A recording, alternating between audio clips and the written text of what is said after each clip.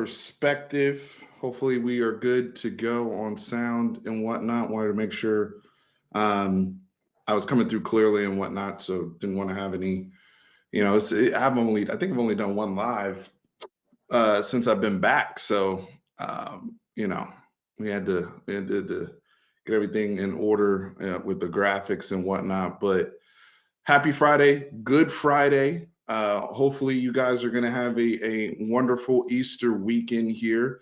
I figured we'd start with a little happy hour. Cheers. Got my Angels Envy right here.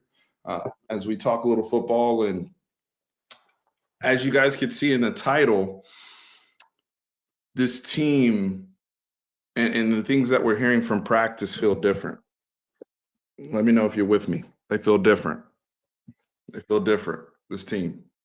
So I just want to rap with y'all for an hour, if that's okay with y'all, because I got to get my Texas football fix in for the week, and we got a lot of content coming next week, by the way, and we'll I'll get into some of that stuff as well. What's up, Michael?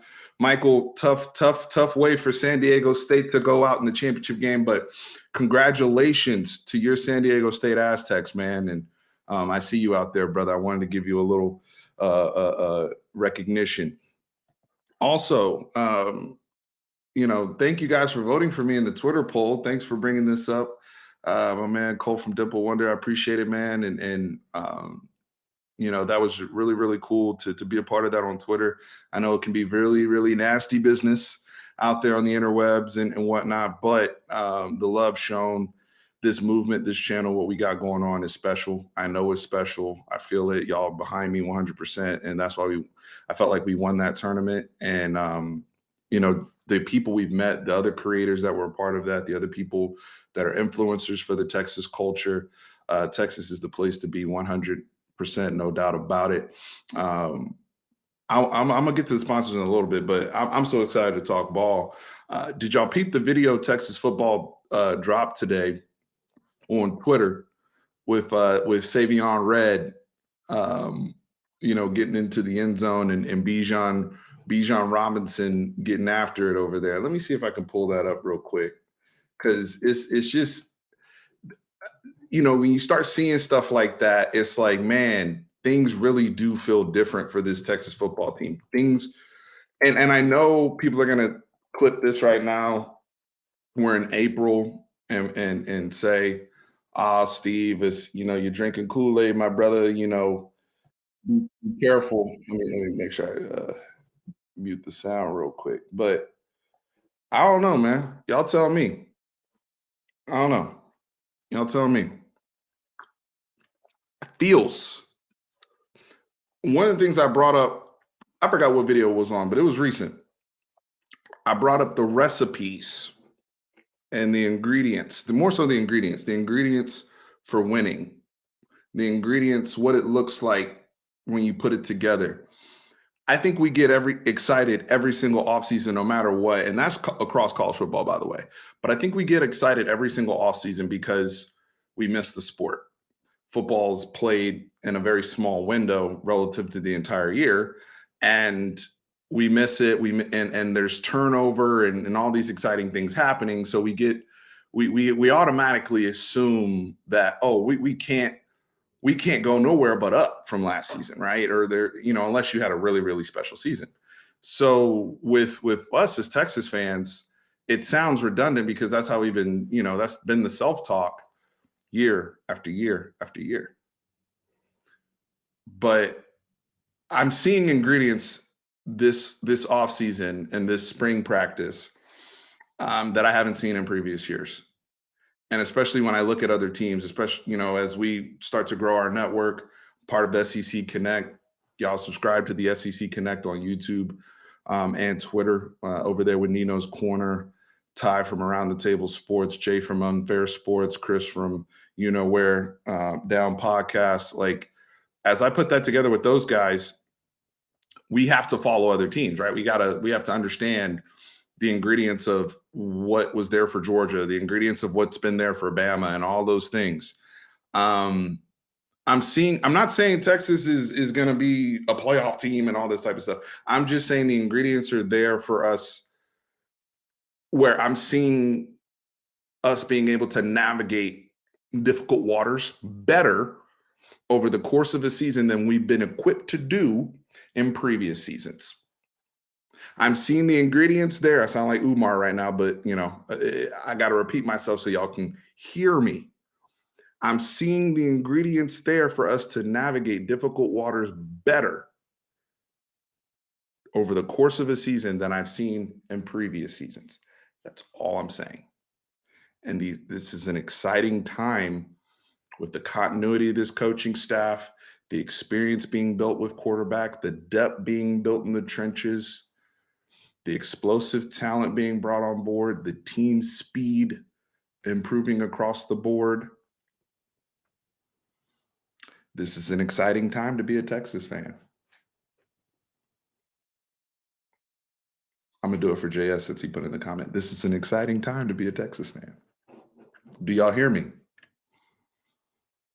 Last year in the Big 12, why not? Why not? Let me bring up that clip while we chatting real quick, because for anybody that didn't see it, because um, we always talk about culture, right? And like um, just how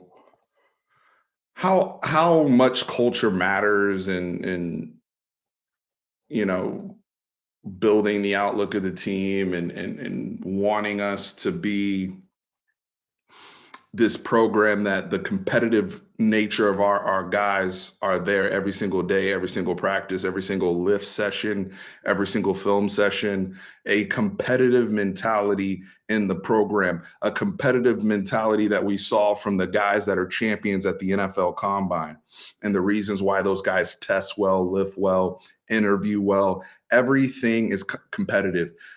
I do see elements of that with certain, more than certain guys. Like, look at this clip. Let me play it real quick. Hopefully, it plays clean. I tried to mute it, so but look at this clip with Savion Red, who's now moved to running back. My man Mo Blackwell, game speed, right? Like beating him to the corner.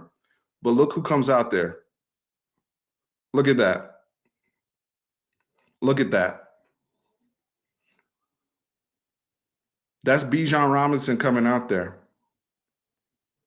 Y'all don't think this shit matters in terms of building this program to where it needs to be? This is somebody who's about to get drafted in 20 days. In 20 days. Do y'all hear me? Y'all don't think that this culture matters? Like what they trying to do out here? Seriously. It's different. I'm like, the ingredients are there, and I'm not even trying to push Kool-Aid right now. I'm really not. Like, Kool-Aid would be like, we're going 11-1. Big 12 is a lock. Playoffs, what seed are we at in the play? Like, I'm not pushing that. I know we got work to do. I have some doubts. I have questions, because I've always said in the spring is a time for questions, not necessarily negativity or doubts or any of those things, more so questions. But I just played that clip of Savion Red. That's a player in Bijan who's supposed to be gone, right? And he is, technically he's gone, but it matters, dudes. It matters, ladies. It matters, Texas fans. This is what Sark and the staff that's been there for some time has had time to audit the program. People, because I'm going to talk about things across the board. I have a lot to get off my chest. I didn't get to get into too much content this week. By the way, I'm gonna Isaac. We're gonna come to your question in a second. Okay. Let me hold this here just so I can get through my spiel, so we can keep moving with the conversation, because I don't have much time with y'all tonight, but we want to get some stuff off our chest.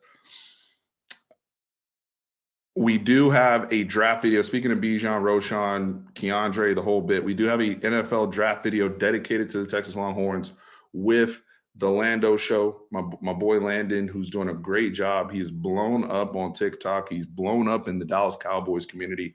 But Landon and I are going to be doing a joint video together, breaking down the NFL draft prospects for Texas. So I'm not going to talk draft stuff tonight. I'm going to save that for my conversation with Landon and everybody that is draft eligible, everybody that was part of our Senior Bowl. This is probably the most important draft for Texas. I say that every year, but this is, I mean, when you think about opportunity to have a first round pick, an opportunity to have a player picked in all 3 days, and what the players in this draft have meant to Texas the last 3-4 years, we're gonna have that conversation with Landon. That is gonna come out next week, so stay tuned for that. I also want to give a shout out to our sponsors. Last Stand Hats. Y'all been talking about the Twitter tournament. Couldn't have done it without our sponsors, Last Stand Hats, helping us out. They've dropped new hats this week, so go check out laststandhats.com/fanatic. I know I got it there in the in the scroll thing at the bottom, but they've been an unbelievable partner. And Fanatic 10 is the promo code, 10% off at checkout. We just announced our bracket contest winners for March Madness.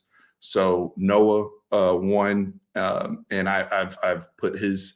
I just tweeted out the top 5 people that will be getting some merch from Last Stand Hats. I will be contacting you guys individually, whether it's IG or Twitter, in the DMs to get you guys your merch. So the top 5 will be getting some. But thank you guys for participating in the bracket contest. And if you see the QR code on the screen here as well, shout out to aura.com/fanatic, our brand new sponsor, which is an all-in-one digital security platform, fraud prevention, credit monitoring software, malware, prevention, all sorts of things in the digital community that are very, very important. As we advance in AI, y'all out here using chat GPT to write, retirement emails and all sorts of things. Check out Aura to help you out with advancing on the security side, right? Making sure your credit's in order, making sure your home is protected, your devices are protected. Hit that QR code up there. Hit up aura.com/fanatic. You'll see it at the bottom as well as you scroll. And make sure you like the channel and subscribe. If you want to chat with us right now, please subscribe. All right, let me get back to Isaac's question, which was which position groups are most concerned about. So I will say, and this is going to be an interesting one because I just played the clip, with what we lost, what we lost. Oh, appreciate that, Dimple. Y'all see that VPN's up there. It's really, really important. So check out Aura. Use that promo code. 14-day free trial. But in terms of the question asked by Isaac, what position groups are most concerned about? I would say edge, whoever listed that, only because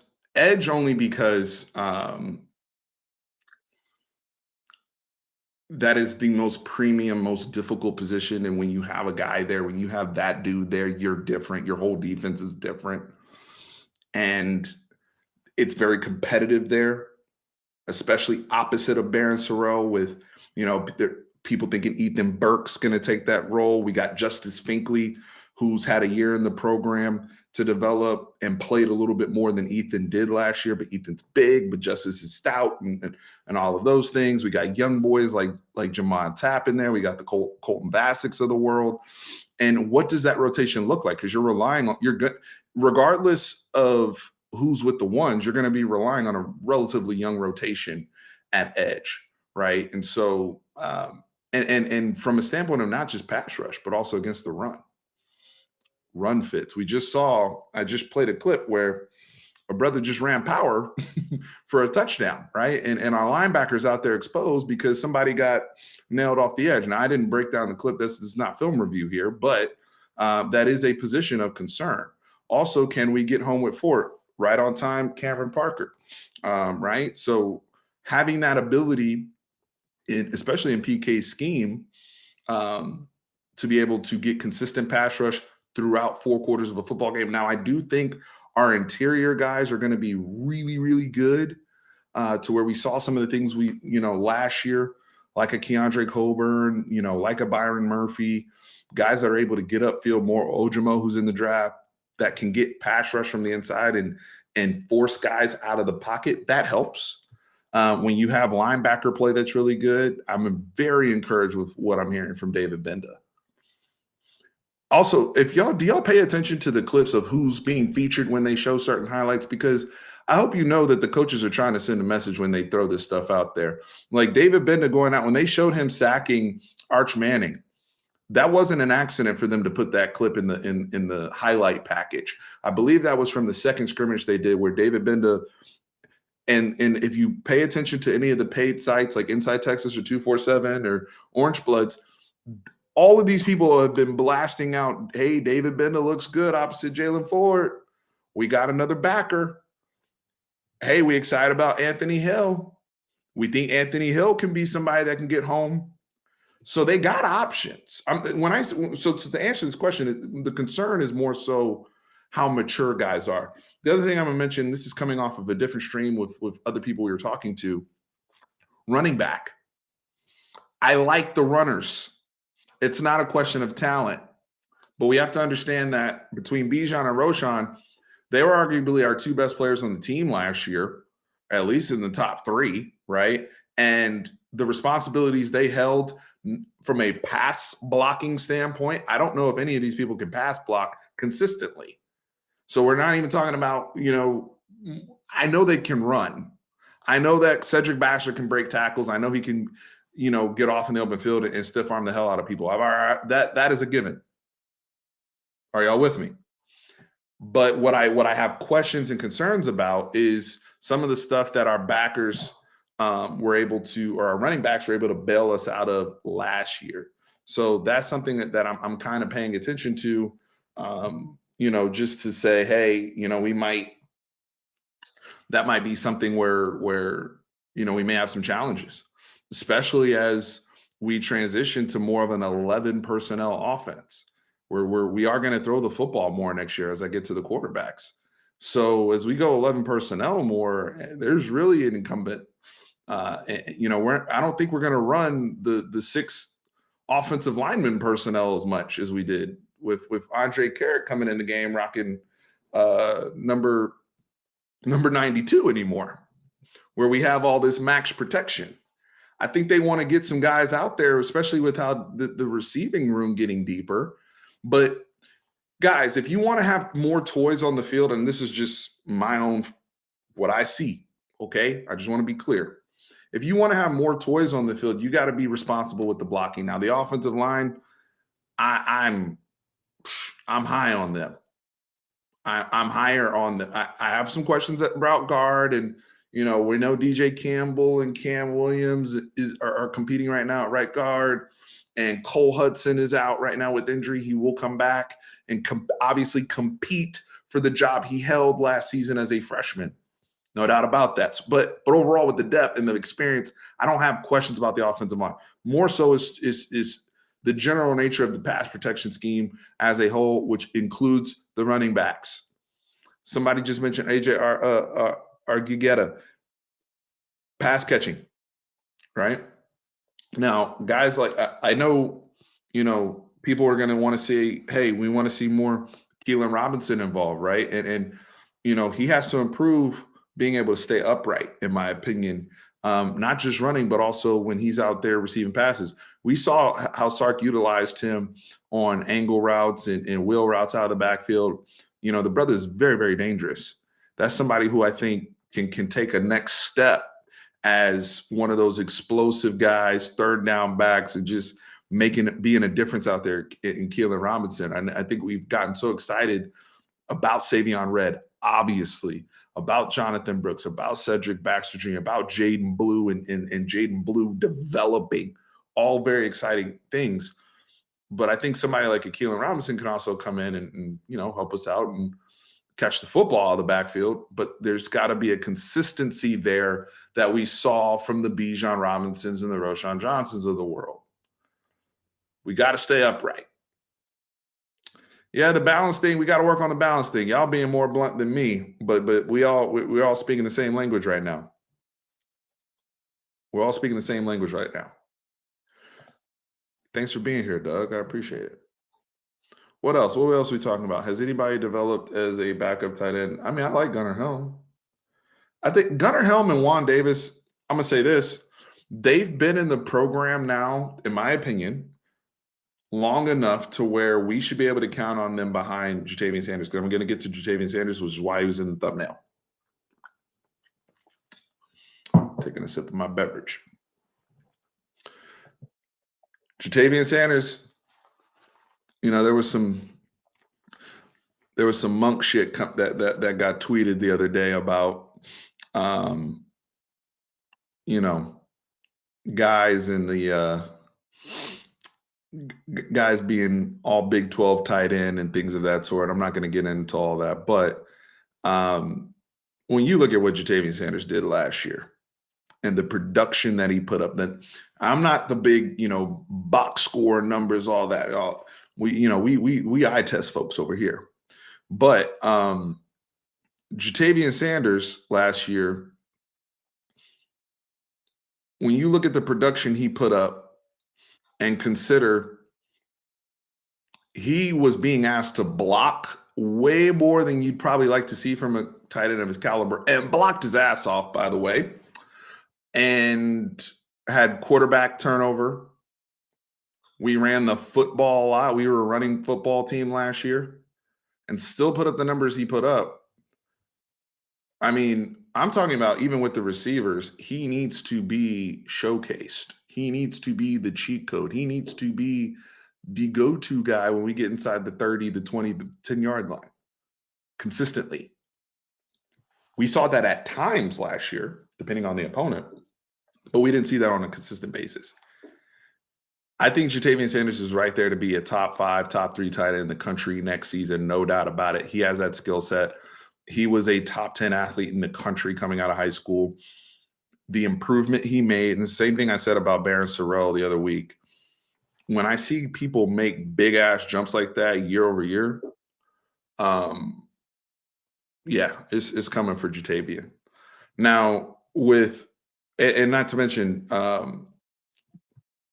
the relationship that he, and the chemistry that he had right off the bat with Quinn Ewers is important, because as Quinn Ewers grows, Jatavian Sanders' production should go up as well, naturally, with just Quinn's football IQ improving and him taking ownership of the offense. Gunnar Helm, can I ask y'all a question? When y'all see Gunnar Helm play, what makes you think that he's not good?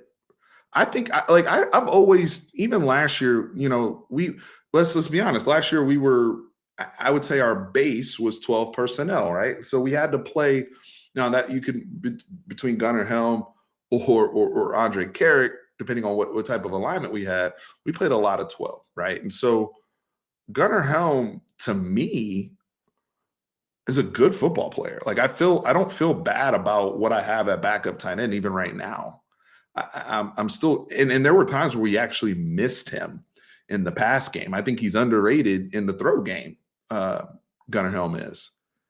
So I got 2 right there, in my opinion. I got 2. And somebody said Juan's not good. I mean, we're not going to be Superman at every spot. If y'all are saying Gunnar is a good tight end, right? Y'all saying Gunner's good. I just told you we running predominantly 11 personnel next year. What's the concern about tight end then? Other than if hopefully God forbid JT doesn't get hurt. What's that? Gunnar Helm would start on most teams in the Big 12 at tight end. Let's not get it twisted. That's my TE2. So I'm good there.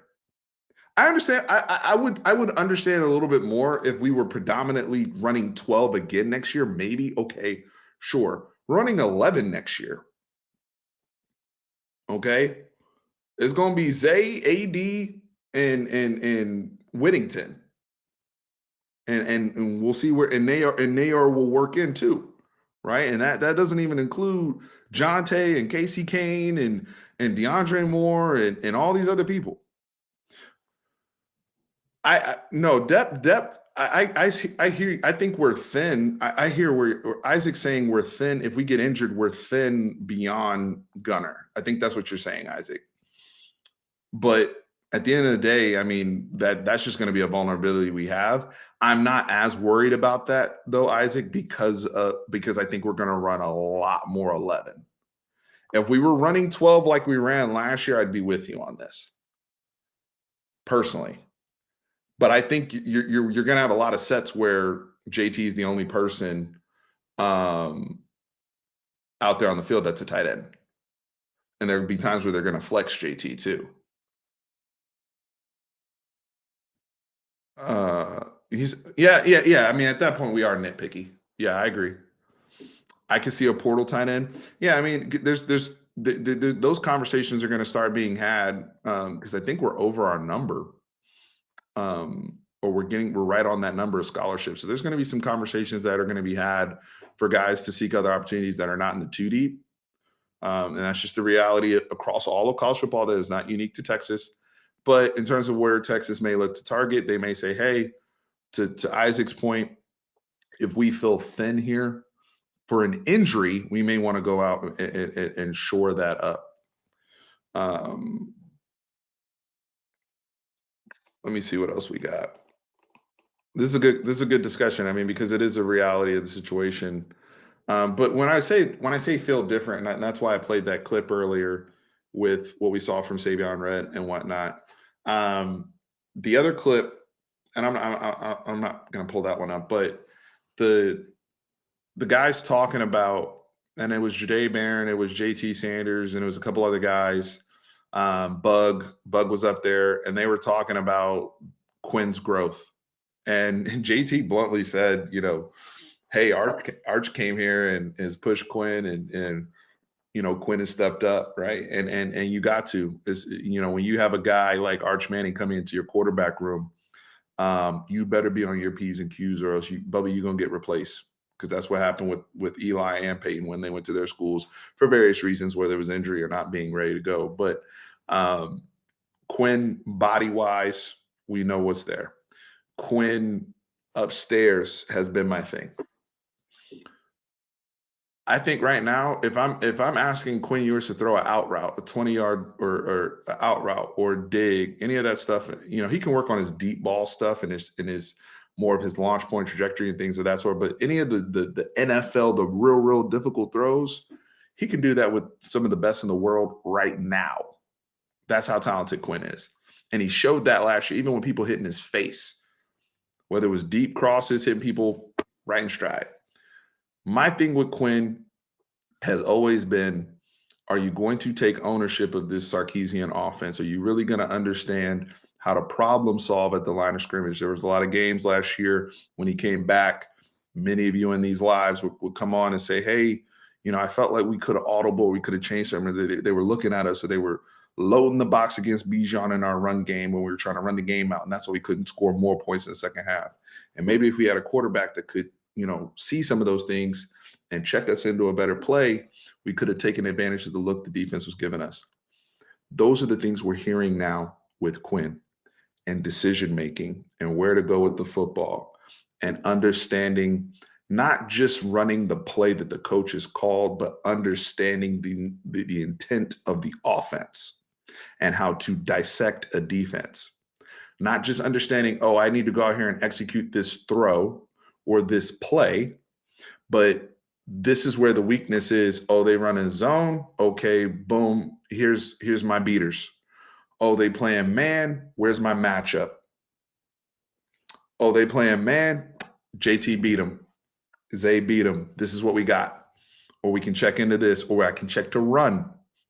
That's where you've seen the development of super talented guys like a Patrick Mahomes, who's the best in the world, obviously, develop as he's gotten to the NFL. It's not that his arm has gotten stronger or he's able to run faster or anything. It's the cerebral nature of the position. And so that's what we're asking in terms of development for Quinn, right? And I'm so excited to be hearing these things. I'm excited that I haven't heard that he's up and down anymore. I keep hearing solid, solid, solid. He gets it. He's checking the right play. Damn it, if it's boring, but he's doing the correct thing and he's taking what the defense is giving him, give me that all day. Because when I need him to make a special play, I know he's got that in him. He's already shown me that. But what I need to see is on 3rd and 4 when the defense is giving you a look and you got to change something up and problem solve for the coach. Do you have the ability to do that? Let's ride. Let's rock.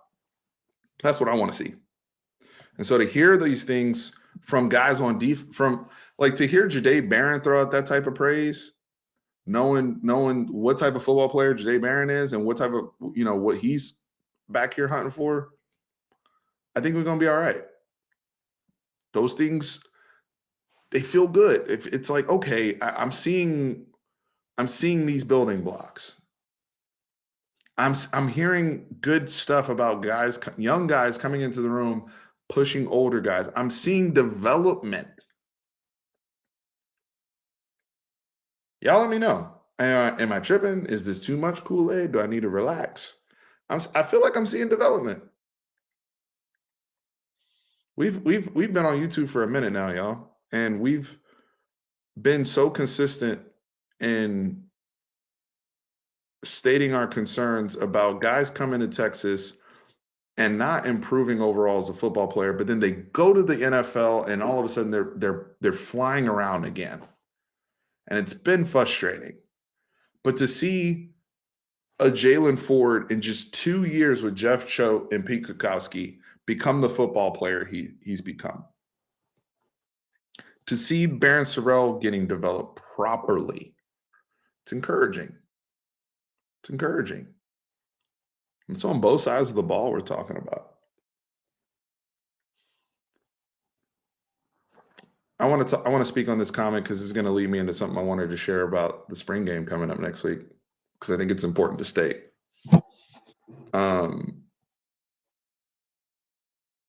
Over the past decade, we've lacked enough depth to withstand a rash of injuries. This year may be different. Heaven forbid it would go down. I think we're good. Whoever fills in.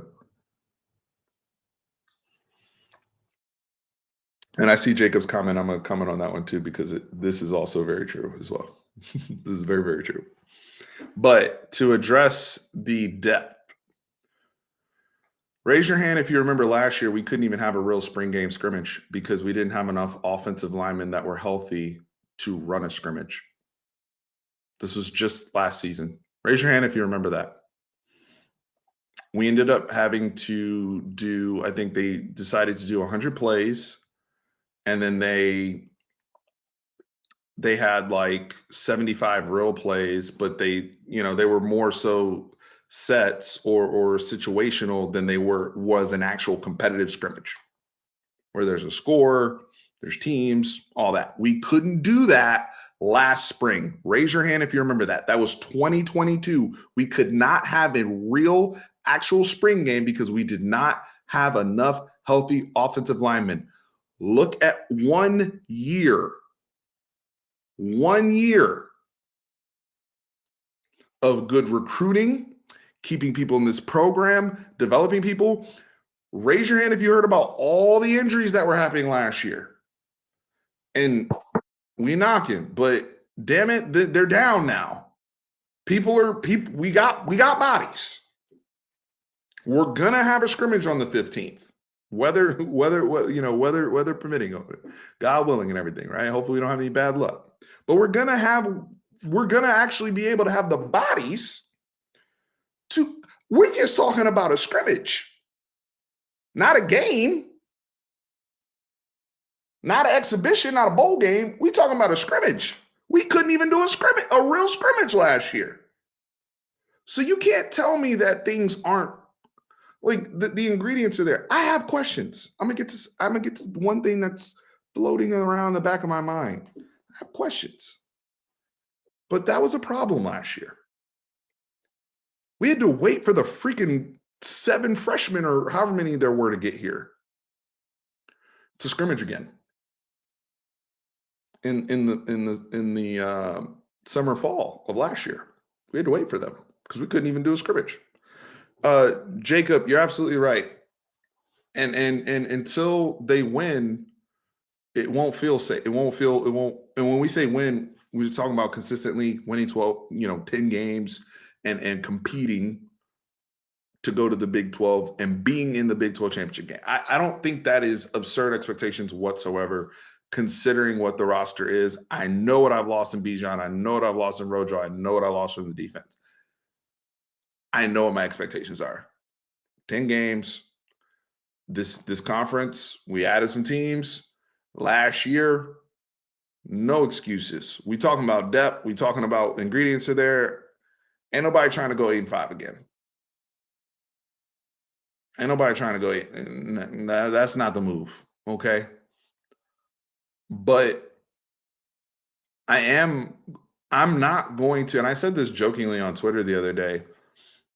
I'm not going to enjoy my new relationship with the 2023 team because I've been in some toxic relationships before.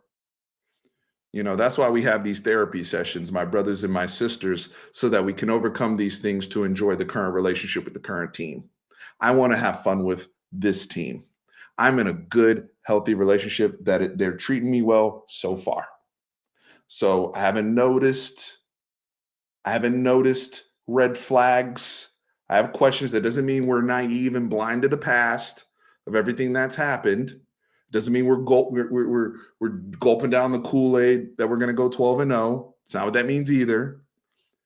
But enjoying the journey and what they're building, there's nothing wrong with acknowledging, like, all right, like we've been asking for development. We see you guys developing.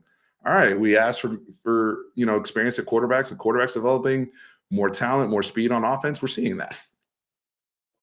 We asked for that. We're seeing it. It's April right now. We can't provide it. No matter how good they look in the practice clips, no matter how good they look, April 15th, or how excited you get, they can't change your mind on anything until the season starts and we actually start playing other teams. But what we can pay attention to are the ingredients of what is a successful meal looks like. So no, Marley gets where I'm coming from. I know you're right there with me, girl. I know you're right there with me, girl. I know you know where I'm coming from because it's been a lot as a Texas fan the last 13 years, 14 years, however long it's been since we've been where we're supposed to be. And JS drinking that Kool-Aid.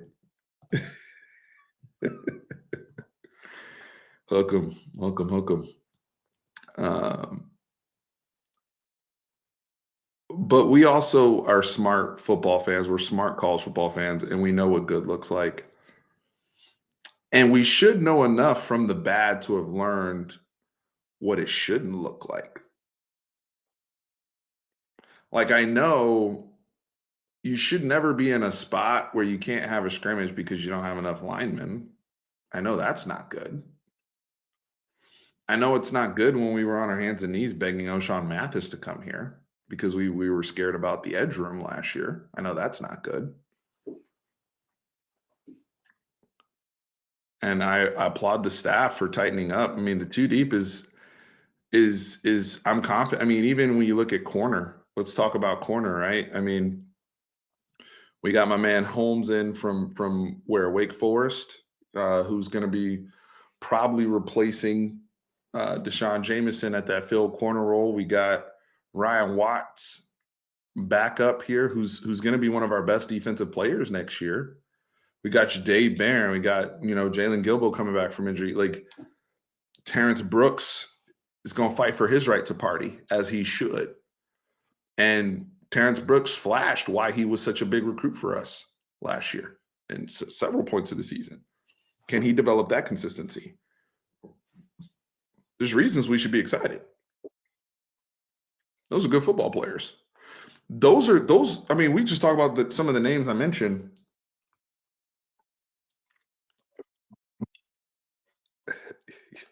This is a nasty comment, but I'm gonna post it because he right. I'm gonna post it because he right. No disrespect. Um, but when you look at the guys we have in the room right now on defense, correct me if I'm wrong, wasn't that TCU a top 5 offense averaging like 40, 45 points a game, something crazy with Mad Max at quarterback and Quentin Johnson and Kendre Miller and on all them dudes? and they came here to Austin and we locked their asses up.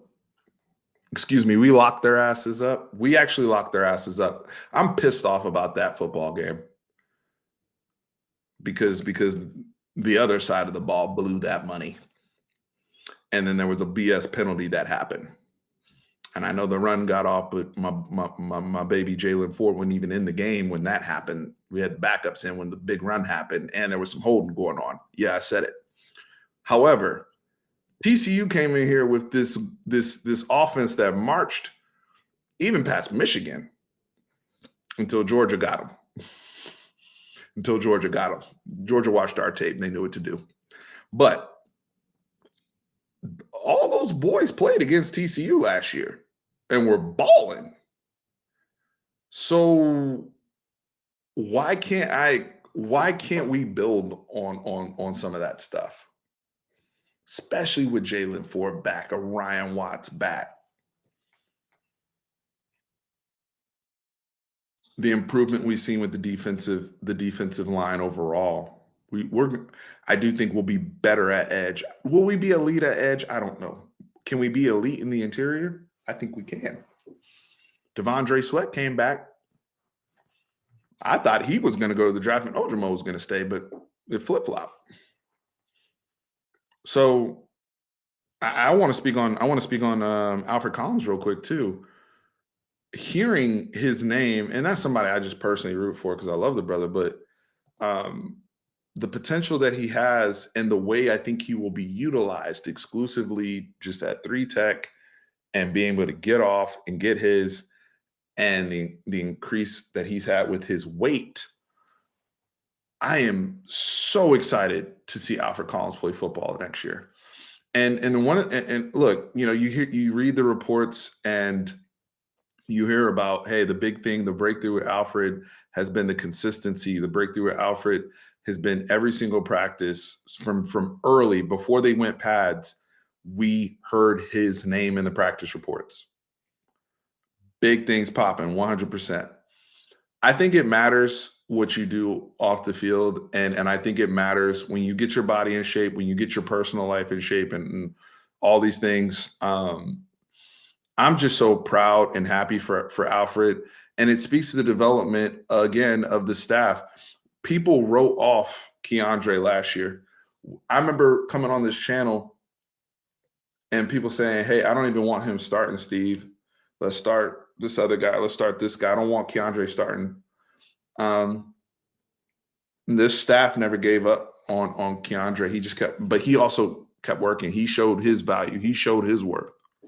He improved. You're never too old to get better, in my opinion. I think sometimes we write guys off because we've seen them too much. We've seen them in the program too long. And like my man Gino said, they wrote me off, but I didn't write back. And that's kind of what happened in this program with Keandre Coburn. And then boom, light bulb comes on. Sometimes it takes a little bit longer. That's why I'm going to be patient with Jamon Tapp. Just because you may not be hearing his name the way you want, or Jared Bledsoe enough the way you want, I'm going to be patient with those people because I believe in this staff to get them to where they need to be. Now, if guys decide to transfer out or pursue other opportunities because this may not be the fit for them, so be it. But if they decide to stay here like those other brothers did and reap the benefits of coaching and development and say, hey, I want to turn my life around. I want to turn my football career around. I am serious about football. I am serious about improving my technique and doing what it needs to do. I will do it. We've seen it now here. Now, we have not been blessed with the wins we want to see. We have not been blessed with the championships we want to see. Hopefully, those things are coming for us, Texas fans. But with the strides that certain individuals have made over the last 2 seasons now under this staff, and it's the same staff, minus the receiver coach and the running back coach, and choices now in year 2. But it's the same staff. We know that people are getting better. That's why a guy like Christian Jones came back. Look, Alfred Collins, going back to him, I am so happy. The brother dedicated his life to Christ and decided to get baptized this offseason. He got baptized. He's been doing all sorts of training in all sorts of things that I know he's been doing in the offseason before they even started camp. So this is somebody that's now is serious about their whole life and has evolved into from a boy to a man and making good decision after good decision. I was not surprised to hear his name when is called as much as it was when camp started because I already knew what mental space he was in, Alfred Collins, and I'm so thrilled for him. And on the personal note, to decide to get baptized and just everything he's been doing off the field, I'm happy for Alfred. I'm happy. I'm happy for the development that that energy that's been put into the room, guys. I mean, look, it's also contract season, from a business standpoint for a lot of guys. So, um, let me catch up on the comments. I got 15 minutes. I'm taking my wife on a date tonight. We're going to go see um, the Michael Jordan Air about Nike and whatnot. So I'm excited to go see Air tonight. So I got 15 minutes here. Let me see what's going on. We're just going to live in the chat. Make sure you hit that like button. Make sure you subscribe. There's 153 in here. I appreciate everybody chilling with me on Happy Hour Friday. Good Friday. Enjoy Easter. He is risen. He's risen indeed. And just really blessed to be back on here talking with y'all. I mean, this is for me, and like I said, where I've been personally, I'm just happy to be back with y'all. And this is a group therapy for us. But we can't allow as fans just to be automatically negative or not enjoy the little things we're seeing and trusting our eyes because of what's happened in the past. We have to pay. Yeah. And I will say this before I get to the chat. My big question, 100%, is Sark hasn't won 10 games as head coach. I think that's a real thing that until he does it, he deserves to be asked about that. I have loved Sark as a head coach Monday through Friday, and I've loved him in the first half a lot of games. But he's got to show me he can get out of that bubble sometimes as the offensive hat to understand how to win a football game, especially when we're down in the trenches and it's 28-24 and it's ugly and we're trying to get out of there. And we can work to just consistently pull those games out. And there's tactics we can do where we can leave a football game and be like, wow, we outcoached those guys for 4 quarters. Not just outplayed them, but those are the questions I have, but those things aren't going to get answered until the season starts. But Monday through Friday, recruiting in the living rooms, PR for the school. I love Sark. That's where my doubt, if there's any, comes in. It's just, hey, when we get there and shit gets really real during a football game and we're on the road and it's a tough environment, can we put our head coach hat on and understand some nuances and figure some things out? That's all I'm at. Got some Angels envy in here. What's up, man? What's up, man? Man, we got people worldwide out here. And Mr. Singh's been here for a minute too. Going way back. Thanks for checking in, brother. I appreciate it. Man, you've been rocking with me for years, brother. Thank you. Nicholas, thanks for the super chat, man. I appreciate it. Really appreciate it. Do you feel like the player availability interviews are showing a winning culture on the rise this offseason? Yeah, I was mentioning just how they were talking about Arch earlier. And also just some of the comments in terms of the excitement. It's like, now, Jahdae Barron, I will say this about this brother. Jahdae Barron, and I hate being, I'm not even going to go there, but I think he has a future in TV after his football career is over. Hopefully he has a very, very long football career, but he is a very, very, very, very, very good communicator. And he's very good on camera. I enjoy listening to what he has to say. I think he to me sounds like somebody that will be in media at some point one day.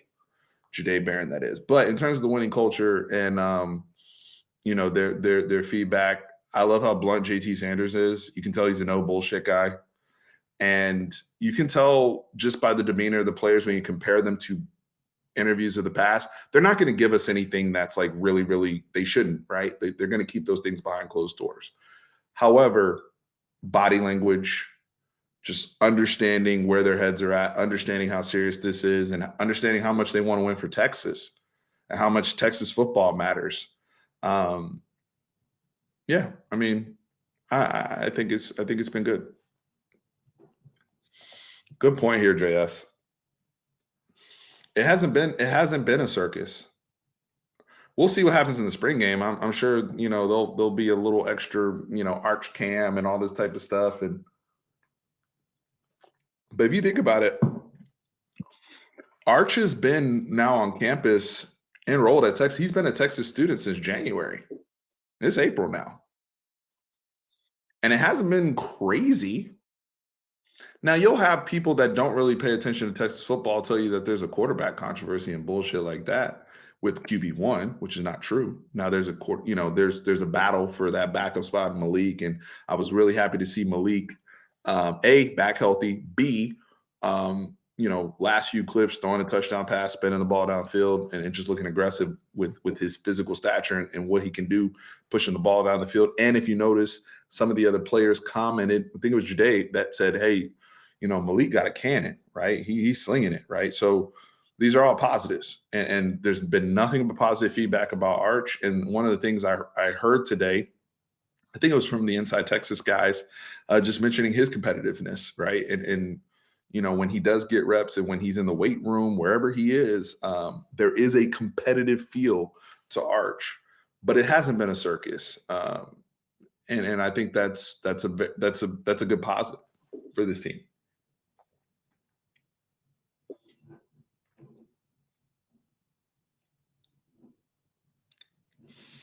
See, Tran's on here trying to cause problems. I thought this man was at football practice with the kids. Now he on here. I will never. All American's a good show. If you get past the football part, if you get past it's not going to be. It's worse than the Friday Night Lights football scenes that were on that were on TV. Not the movie one, but it's brother. It's bad. Okay, but the storylines and all the other stuff. And this is for those who don't know, we're talking about All America right now because allegedly the Pac-12 is so down bad that they were talking about doing a TV contract with the CW. For those that didn't hear that news, so that's where the jokes are coming from. And I made a video saying, is the correlation between Coach Billy Baker and Coach Prime, who is portrayed on that show by Taye Diggs, and Spencer James is like Travis Hunter, and Jordan Baker is like Shadur Sanders, and that whole thing. But Tran was so upset with the football content on there in the clip I posted that he said it's a very unserious show. I'm a salesman. That's what I do, Tran. That's what I do. But let's see. We're gonna go for 7 more minutes because I want to be on time for the movie. The player interviews have been great, y'all. But in all seriousness, yeah, the Pac-12 is I see some comments about Nair. We need to have grace and patience with that. Okay, with the ACL situation, because that's one thing.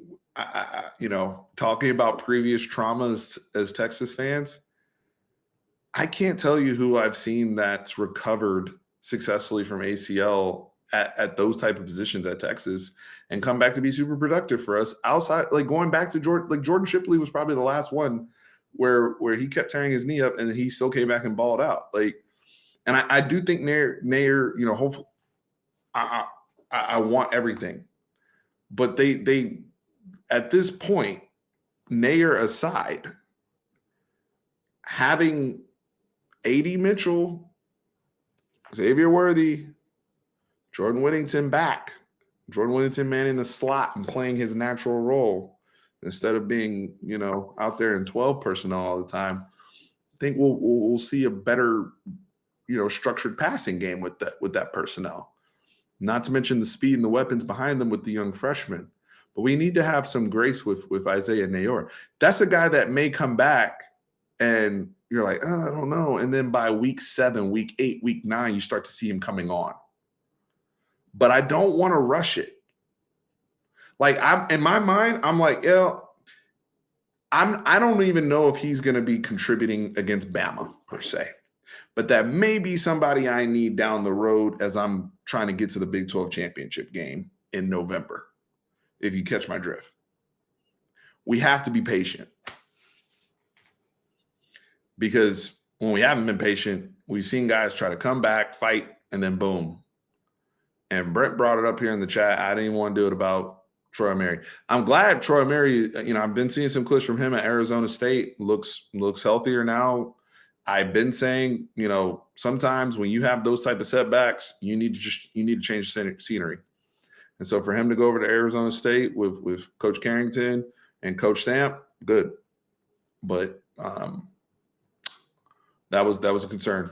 Joey Flores said, how do you think we'll run block? And by the way, guys, 5 minutes left. Make sure you hit that like button, subscribe, whole bit. If you want to be in the chat, you need to be subscribed. So make sure you subscribe. Make sure you subbed up. FP Gang. Best Twitter account in the nation, talking Texas sports, according to you guys. I only have one vote. According to you guys, y'all voted for me. So appreciate it. How do you think we'll run block this season? I do think that I will see with the increase of size up front and whatnot, and the experience in this group being together another year, especially these young guys, Christian Jones coming back in the fold. I expect us to be better run blocking, even in 11 personnel. There's a reason why we played 12 and we were playing 6 offensive linemen so much. We didn't want to make it impossible to run the ball when you had weapons like Bijan and Roshan Johnson back there. We didn't want to make it impossible. We have to keep that in mind. So we had to overcommit assets, and even then, sometimes we struggled. We were a better pass blocking team last year than we were a run blocking team. With all that being said, I do think with the area of emphasis, third year in the program, we should expect to start to be able to lean on. I want them to be able to lean on people a little bit more. Now, I do think this, reverse engineering, if we can throw the football, that I think we'll make some strides throwing the football, because I said this on the video, I think with Tran. We've been good, not great under Sark with quarterback play. We've had some great moments, Casey Thompson. We've had some great moments, Quinn Ewers. We've had some heroic moments, Hudson Card, but we haven't been consistently great or good at quarterback the first 2 years under Sark. If we can get to that good to great area where we're consistent week over week, we will run the football better. Trust me on that. We'll run the football better. But if we're talking about, tactically how we match up, going into scheme, inside zone, man up, I like where Isaac's going in terms of some of the personnel. We do have to identify that, making sure we have the appropriate bodies to where we can lean on folks, have the most athletic, powerful guys out there in the trenches doing work. Right? So we have to keep that in mind.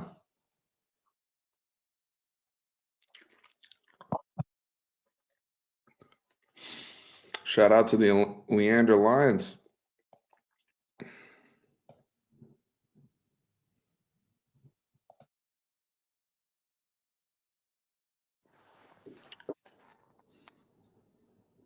They are downfield guys, but they also got to show that they're ready to go communication wise. They got to show they're ready to go communication wise. But guys, I'm going to conclude the chat. We're going to get back to doing weekly lives and whatnot. So every week, expect some lives just to jump in. Next week, I'll probably do it earlier in the week because I am traveling later in the week. And obviously, we will be doing a live after the spring game on Saturday. I don't know what time yet. It'll be later because the spring game's at 1. I'm going to the game, so check in if you're going. But later in the afternoon, we will be doing a live as well. I will be doing content next week, Lando show.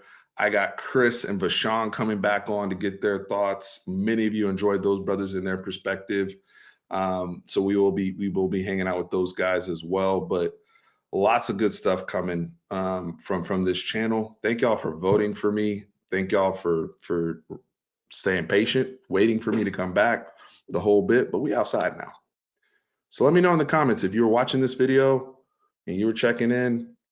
Last Stand Hats, laststandhats.com/fanatic or .com/fanatic for all of your all-in-one security needs. Hit that 14-day free trial with the QR code. But I appreciate you guys so very much. And for those of you who I get a chance to see at the spring game, come by, say, hey, let's dap up, let's talk ball. And y'all remember, horns always up. I love y'all. Hook 'em.